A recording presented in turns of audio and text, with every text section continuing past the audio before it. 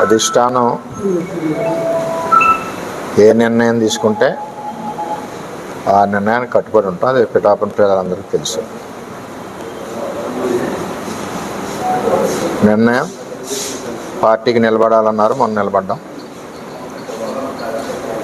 పార్టీకి ఎప్పుడూ కూడా వ్యతిరేకంగా కానీ పార్టీ బలోపేతానికి పనిచేసాను తప్పితే వేరే లేదు.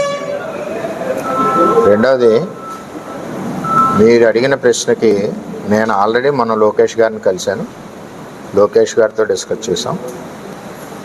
ఏదైతే ఇక్కడ ఇబ్బందులు లేకుండా కూటమి ముందుకు వెళ్ళాలి కాబట్టి ఒక కమిటీని వేసి చేయమని చెప్పాను. నాకు కూడా కొంచెం టైం స్పెండ్ చేయడానికి కూడా కొంచెం ఇబ్బందిగానే ఉంది.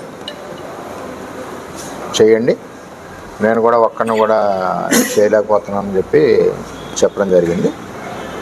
దాని ప్రకారమే ఈరోజు ఆ ప్రకటన వచ్చింది. పార్టీ నాతో సంప్రదించిన తర్వాతే లోకేష్ గారు ఆ ప్రకటన వచ్చే ముందు కూడా నాకు పల్లా శ్రీని గారు, నారాయణ గారు ఫోన్ చేసి చెప్పారు. చెప్పిన దాని ప్రకారం జరిగింది. పార్టీ సమీకరణాల సమయంలో కొన్ని రకాలుగా ఆలోచన చేస్తుంటారు.